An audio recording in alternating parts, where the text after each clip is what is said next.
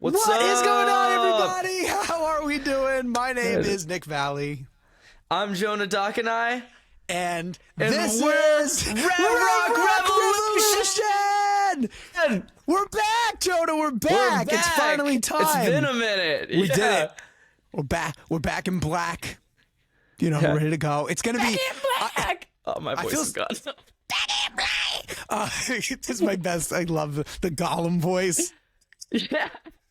Welcome back to the randomness that makes no sense, which is our show. Jonah, I haven't seen your face in like a month. Yeah, I haven't how seen is it you in a going? while. It's been a weird time. It's been a really weird time. Yeah, I've done a lot over the past few Yup. weeks. Oh my god. Yeah, and I can't wait to get into all this. So let's see. Yeah. First of all, a couple weeks ago, I went to Aftershock Festival, which was Oh my super god. fun. Yes. It was a I'm loving blast, this. and we have a lot to unpack in this. I was talking to Nick during this whenever I got a Yup. free time, but I think I mentioned on the show before. My mom has a radio show, and we go to like Jonah, I don't think Oh, you is- talked about it on the show. Have we not We've talked about it on the show? No. Our fans do not know about this. Oh, okay. My mom has a radio show where she covers concerts and like the rock, the music scene. Covers the rock. Yeah, Dwayne covers- Johnson. Yeah. Well, she covered. I was gonna say the rock music scene, but she also she covers like the local music scene and like a lot of other music things. It does tend to be geared towards rock because since I help her with the interviews, that's like where my expertise is. I mean, you can't go wrong. Yeah. So we got into we went to Aftershock and I was helping her a bunch with interviews. So we were interviewing some Rev Rock artists like Aaron Jones, Oh my god. Chris Daughtry. Bro. Yeah. That's so cool. That's crazy. Yeah, That's nuts. It was pretty cool. We were- talking. Yeah, We were both in the same room as Chris Daughtry and Aaron Jones, like within a month of each other. You met them, Yeah. but I mean, it's kind of funny. Yeah, because you saw them on their acoustic tour, right? I saw Daughtry on their Bare Bones tour, and Aaron Jones opened for them. So yeah, I think we had a conversation about that on the show, right? About like how they were talking. Like, yeah. I think so. Yeah. It's been. I think that might be either the last episode or This episode was the last before. episode. So for you guys, you're like, you just talked about this a week ago. What the fuck? But for us, it's been a month since we've taped anything. So you have to understand that it's like my brain as far as this show goes is shot. Yeah, I think we could just call this. I don't know about you because we took kind of a hiatus. I think it would be smart to call this like season 2.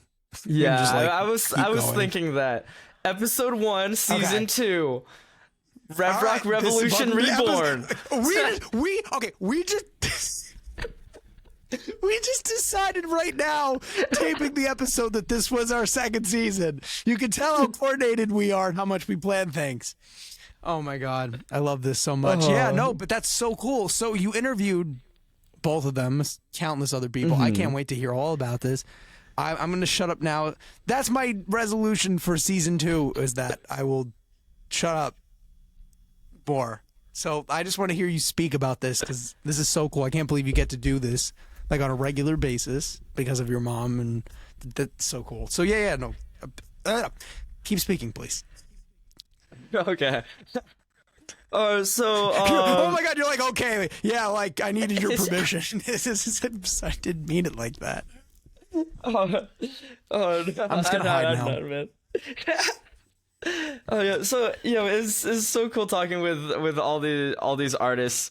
We talked. It was interesting talking with Chris Daughtry because his new single "Artificial" is about like AI and stuff, and it started with like a conversation between him and his producer. Like his producer was coming in and they were like messing around with Chat GPT, and then they're like, what if we write a song about like the very extreme end of things, like Terminator stuff, like what if like it gets to that level. And then they were talking about that, and then we got into a pretty good discussion about like where he sees like AI fitting in the music industry, and we were yeah, he's pretty against it. He doesn't see it like leaving or like get like the industry moving away from it. Yeah, because I mean, like once the technology is there, it's really hard to make it go away. But yeah, it's kind of very similar to the discussion we had. I don't know if it was last episode. It might have been the episode before, I think. But I think we had a discussion about AI on the show.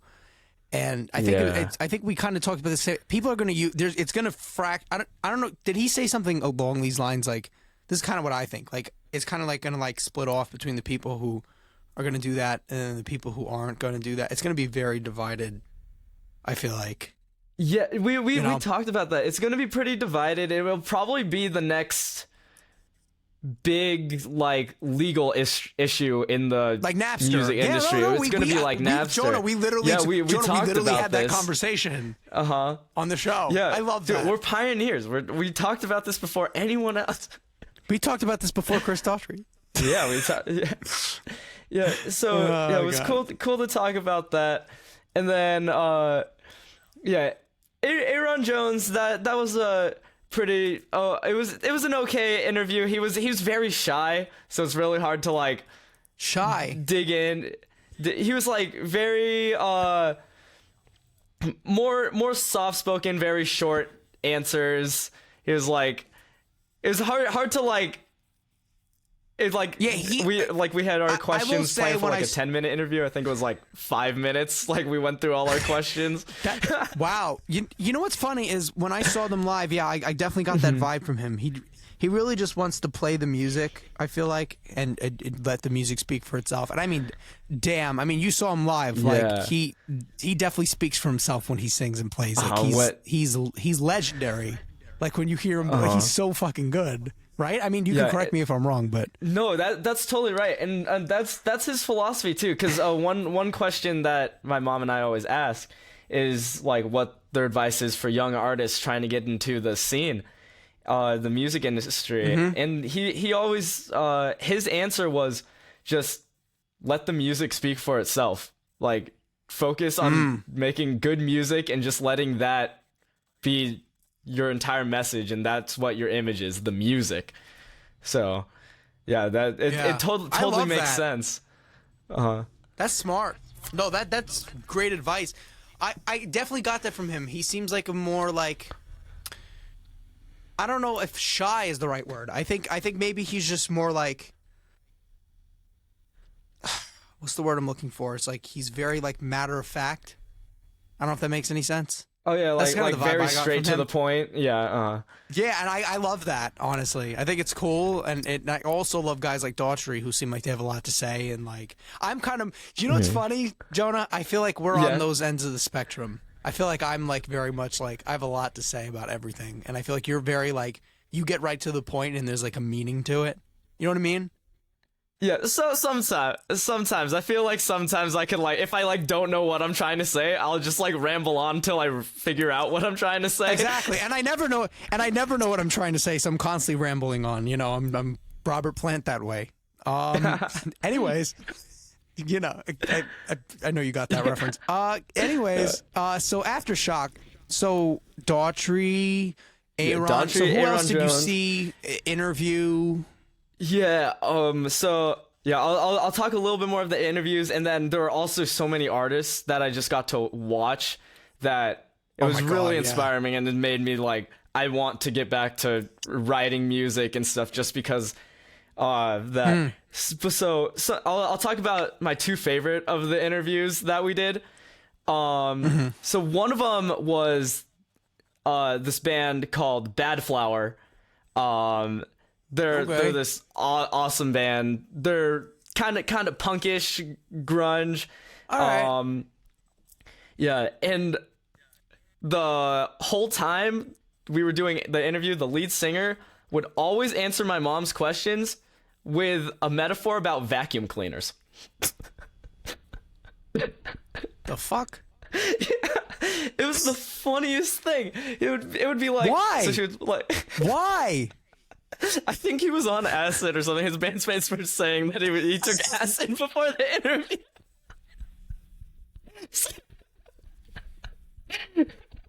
I don't know drugs. if they're being Drugs are serious or bad, not. kids. Yeah, kids don't do drugs. Otherwise, you're just going to be talking about vacuum cleaners. Yeah, but See, it was like, we are good. We're good influence, Jonah, on our viewers, on our fans. You know, I can personally promise you will never see me on drugs or drunk. Yeah. I can personally promise you that. I mean, I already act like I'm on acid, so it's like no one needs that. Yeah, no, I feel that for myself. Wait, but I feel what like were his metaphors? So it was like, describe your sound, and he was like, so imagine a vacuum cleaner, and then you tape a spaghetti strainer to the end of the vacuum cleaner and fill it with nuts, bolts, a bunch of metal pieces, and then you turn the vacuum cleaner on. And then he just sat there for like 5 seconds, and he was like, yeah, that's a pretty accurate representation of our sound.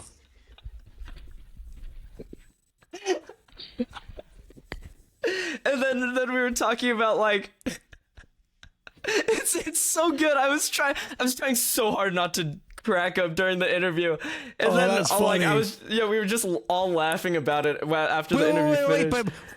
But how did he keep doing that though? So it was like, describe like your musical journey and like how you've gotten to Aftershock, because they started in LA, didn't really like get a name for themselves there, so then they moved to Tennessee, I think. Yeah. They moved to Nashville. And they started playing out over there? They started playing over there, and then they started like doing the tour, and then that's where they started making a name for themselves.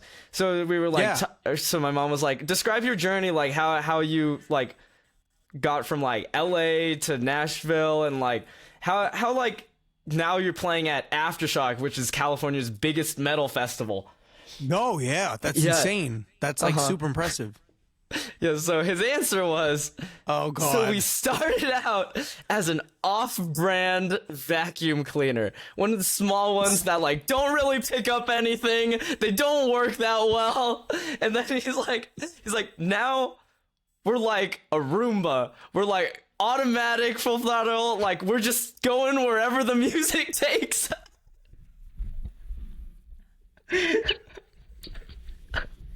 Why vacuum cleaner of all things? I've heard no the blender idea. Metaphors. I've heard like the kitchen sink metaphors. I've never heard a vacuum metaphor in my life. Yeah. That is definitely one of the most memorable. That's definitely one of the most memorable interviews that I've ever done. It was. Oh no, but so by far. funny. I mean, like I don't think you're ever gonna have anyone ever do that ever again.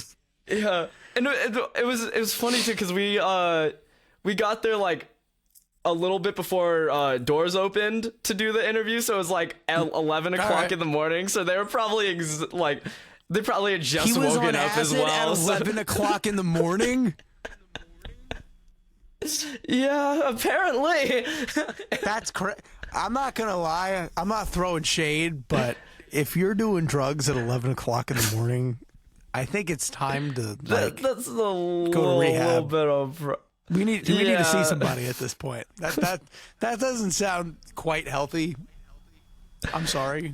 I'm just gonna put it out there. Yeah, no, a little bit concerning. I hope his bandmates were joking when they said that. But yeah, it was a really funny interview. I hope he's just eccentric, because that's kind of. But okay. Anyways, who are the headliners?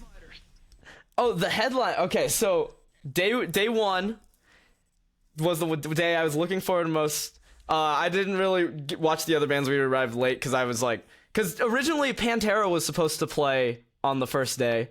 With the headliners, Avenged Sevenfold, which Wow. I'm sure you guys know, is one of my favorite bands. I talk about them any single chance I get. M Shadows is my favorite vocalist of all time, and Sinister Gates and the rest of them are just incredible musicians. Jonah, we know.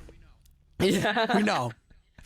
You have to stop me before the whole episode is just about Avenged Sevenfold. Yes. It's the same thing, by the way, we already know about the Kiss thing. We don't need to get into that. That's a dark and dangerous path on this show.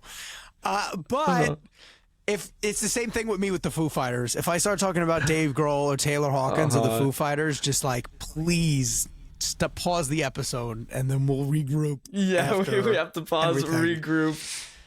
Yeah, but it was... Exactly. Yeah, so Pantera was supposed to play that day, but they ended up having to cancel like a week before. They didn't really say a reason, but they're gonna headline next year. Apparently, they're scheduled for next year. Yeah, but Avenged Sevenfold. That's nice for the people who purchased tickets to see them. Yeah, no, it was so great. I felt so bad because they're supposed to play on the Saturday, but then they moved them to Thursday because them and Avenged Sevenfold would pair a lot better. And then they canceled. So everyone who moved to Thursday was so bummed because Saturday was like the stack day. They had a ton of artists. It was like that new metal group Sleep Token. It was like Polyphia, Death Clock, Korn. It was like that kind of music on Saturday. Yeah, it was like Saturday was. There's a lot of people. Like Corey Taylor was supposed to be there doing his solo stuff. Baby Metal was there on Saturday, which was so fun. Cool. I went into the pit for Gimme Chocolate. Dude, that was a wild pit.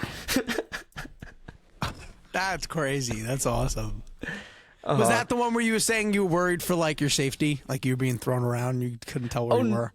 No, that was Avenged Sevenfold because I tried to get to the very front for Avenged Sevenfold, but I got like eight people away. Big mistake. Yeah, no, the first song was nice and like the crowd didn't really push up much. So I was like, oh, okay, this isn't gonna be as crazy as like when I've seen Slipknot there and stuff. Oh God. I can only imagine the Slipknot crowd. Yeah, Slipknot, that was like first song, like right away they pushed up. But like with Avenged Sevenfold, they started with the first song off their new album, and it's kind of like a weird song, very weird arrangement, weird melodies and stuff. So you can't really like move to it. But the second song off their album is a very like dancing tune, very like kick on all four beats. It's so they went as soon as they started that. Everyone pushed. I couldn't move. I was like this the whole time, just in the sea of people. After like five songs, I got spit out the back, and then like I just chilled near the mosh pits, which is crazy. A lot of people. Oh yeah. Is it weird that I don't have any interest in ever doing that? Like I don't want to be thrown around. I don't want to be punched. I just want to stay away from that. That is completely reasonable. I was at a local show and there was like this cover band playing and like pretty popular in my area, and like this group of teenagers started doing that, and then my friends kept trying to get me involved, and I would just kept like over in the corner like trying to get away from all that, and they were making fun of me and whatever, but I was like, oh, you get punched in the eye. I don't want to have a black eye this next week. I don't know. No, maybe I'm just pussy. I don't care. It's not my thing. I don't know. No, that's completely reasonable. No, honestly, it is scary and stuff. Getting up there. I feel like I'm just crazy you could tell me if I'm wrong, but I feel like Xavier's is he into that stuff? Because I feel like he's not. No, not really. I actually took him into his first mosh pit, but it was for Polyphia, so it wasn't like a wild mosh pit since they're like math rock. Well, it's Polyphia. I mean, it's like. Yeah. We're gonna go in the mosh pit for Bush. Yeah. It's like we're all high-fiving each other, giving each other pats on the back. No, one thing I found really funny. On Sunday, the headliners were Guns N' Roses, and all right. First of all, they started the. Yeah, they played their new stuff. Their new stuff actually doesn't sound too bad live. Like, I mean, like when I heard the tracks beforehand, I was like, yeah. Perhaps was my favorite song of their new stuff is Absurd. I like their live rendition way better than the recorded one, because he has that like weird effect on his voice throughout the whole track. But yeah, it's interesting thing. Modern Axl Rose vocals. Axl actually sounded pretty good live. I will say that's good. He gets like, mixed reviews. Like, I feel like some people see him one night and they say he sounds like total trash, and then you hear him another night and then he sounds great. Like, I don't know what's going on there. Yeah, we saw him in 2016, like when they like just reunited with Slash and Duff, and he did not sound good at all. But like Xavier and I were really surprised. Like he actually sounded good. And 2 days before they played Power Trip, and they were doing 3-hour sets for both. So I'm like, wow, that's pretty impressive. He has a pretty good vocal coach now. That is impressive, yeah. Yeah, no, definitely. I don't know who's with Bon Jovi, but just side note here. I'm not trying to be mean, but John Bon Jovi says he has a voice lesson every single day. I think when you're at that point, it's time to call it, because if you have to do that to maintain to sound like that, we love you, John. You're a legend. Your vocals from the 80s and the 90s are things to be admired and worshipped, but this ain't it. Go retire to your mansion. We all love you. We don't want to hear this anymore. I'm sorry. Yeah, time I'm to just putting it out there. No. I don't know. Nick, you have to promise me something. Say it. Yeah, you have to promise me something. I'm if listening. I ever get to that point when I'm old and gray and I sound like shit vocally, be honest and tell me that it's time to quit.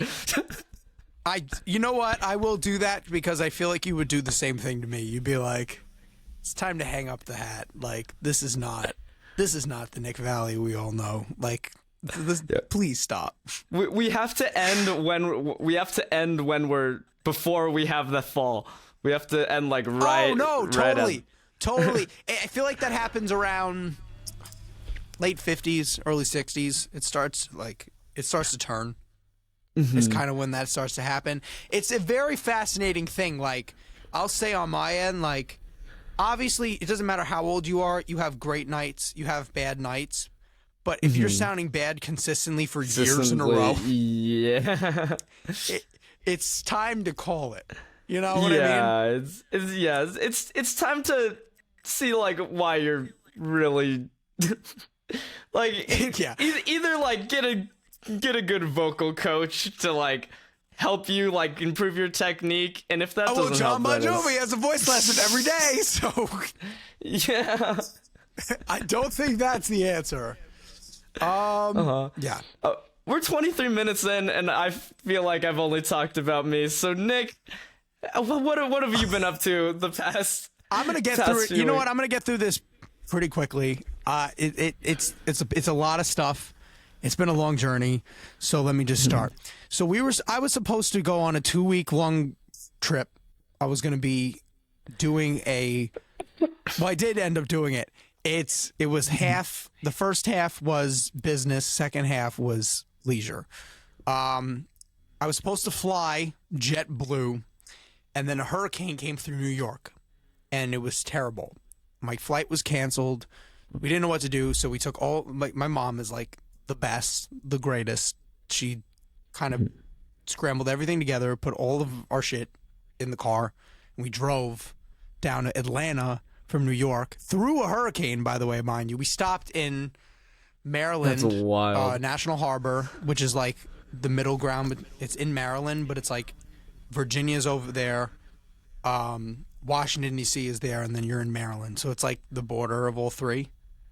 So we stayed there. National Harbor is awesome. You guys should, if you're ever in that area, you should check D.C. area. You should definitely go check it out. It's a beautiful place. I've stopped there many times on the way to different places in the South, and but I digress. So we stopped there. We were literally in the middle of the hurricane. Like, we slept there that night, and it passed through where we were. So the second half of the journey was a lot better. I don't know how she did it. Again, so much driving, 10-hour trips of driving, like it's insane. But we finally got from New York to Maryland, and then Maryland to Atlanta, and then in Atlanta, I spent a lot of time with, shout out, Contrabrand Agency, super awesome. It's basically like a marketing seminar, and in it, learned a lot about social media strategies, booking private shows, getting a source of income, running ads. So a lot of great stuff I've learned. I'm super excited to start implementing. I've already started doing it. I'm building all the groundwork. And at the end of this episode, I'm going to get to something important.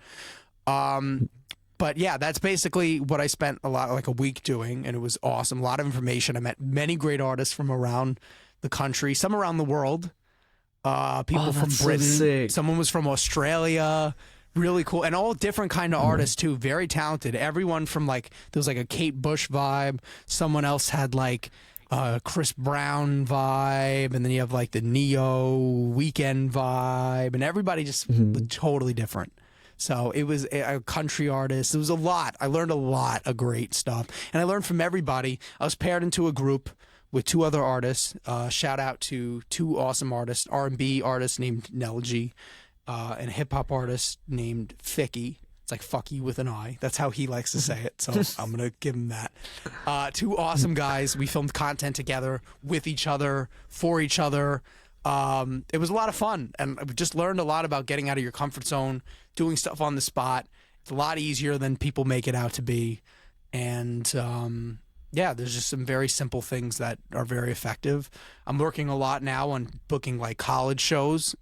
So I can do some private college shows, some people who'll be into that stuff. So I'll let you all know. I'll get real detail with you, Jonah, but all of our viewers, I'll keep you posted on when I'm doing that sort of stuff.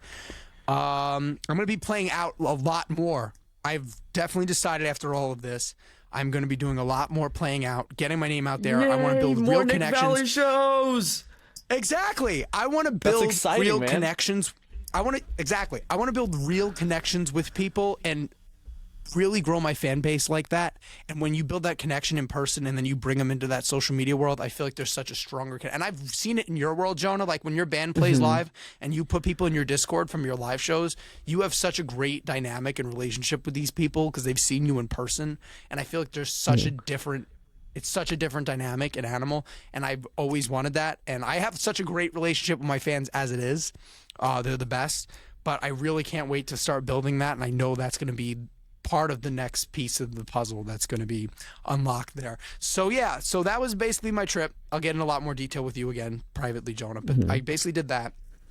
And then I got to hang out at Disney World for a couple days. It was really cool. I'm not really allowed to get into what. I was down in that Orlando, Florida area. I shot something really cool on an acting side, so it was super cool. Ooh. So I got to do that. I'm not really allowed to get into it, but that was cool. But I got to go to Disney for a couple days. That was a lot of fun. Just, getting to unwind, hang out. The Food and Wine Festival was at the Epcot Park, so, taste around the world. And it's awesome. I was telling my mom, if I could go to Disney World with any one friend, Jonah, I could imagine you and me. Yeah, dude, that would be so fun. We're going to do it. We're going to do all this shit. It's going to be great. Yeah. It's going to be great. It's going to be so much fun. All the stuff, it's going to be awesome. But I had just a great time. And again, I'm going to thank my mom again because I couldn't have been able to do any of it without her. I can't do any of this without her, honestly. But she really pushed me through all of that and helped me. And it's been a weird point, and I want to close the episode with this. It's been a weird place for me lately. I've kind of been reevaluating what it is I want and really figuring out what it is I want to do and what message I want to spread out there. It's been a weird journey on me with social media, trying to appeal to the wrong audience, people who don't understand what it is that I do, aren't really into my world. And we've had many conversations about this before, so I'm not even going to get into that. But I think I'm really starting to figure out what it is I want to do. And the main thing is I created all this music myself. It's always been a solo effort and something that I've gone at myself. So the biggest shift that's happened is by the time this episode comes out, or whatever. I'm just going to say when it came out. I think it's the same day. Jonah, does your EP come out on October 27th? It's actually gonna come out on November 10th. I pushed it back a little bit. Yeah. Okay, November 10th. Oh, well, there you go. See, there, everybody, listeners, release. Yeah, this is release information. Yeah, November 10th. We'll probably do a live stream. We have a release show that same night, so make sure to look forward for all the cool stuff on our socials for that. That's so dope. But back to what you were saying. That's awesome. October 27th, my EP is going to be coming out, and I'm going to be taking down all my music. It's going to be re-uploaded as Nick Valley. I'm sure everybody's seen the rebrand that's been going on. I've been changing all my socials over and taking my posts down and moving all of my information over to my solo page. That's what's been going on. So I'm going solo. I mean, I've always been solo. It's not like a big thing. And the EP is going to be called The Mythology. And that way it's going to be a nice little homage to what was. And when people look for The Mythology, they'll still find it online. And you'll be able to listen to this EP. And I'm going to be pushing the new single that's coming out on there, Reputation. I'm super excited about that. I love this song. Everybody loves this song. It's going to be so super exciting. Thank you, man. I mean, it's probably one of my works I'm real most proudest of.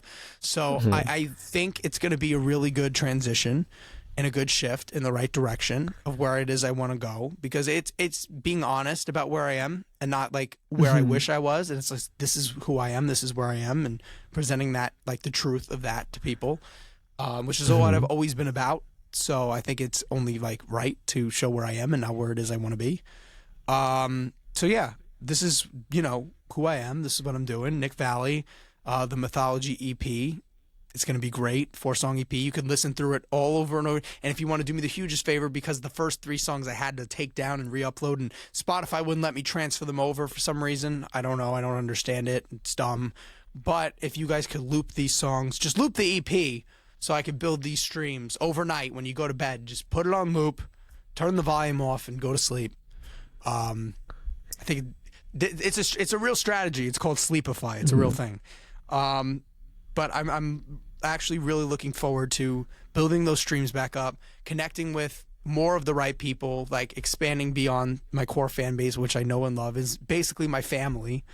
I have such a great relationship with my fans, and I think the unique relationship that I bring and why people choose to come to me and not other up-and-coming artists is because I really care about the personal lives of my fans, their relationships, their struggles, what they've been through, their story, where it is they want to go, their aspirations, their dreams, their goals, their hopes of the future, the world they want to live in. I think we all connect on that fundamental level, and on a personal level, I connect individually with each of my fans. I know who they are. I will be in a conversation with my friends or my family, and I'll be like, oh, so-and-so. And I know these people personally.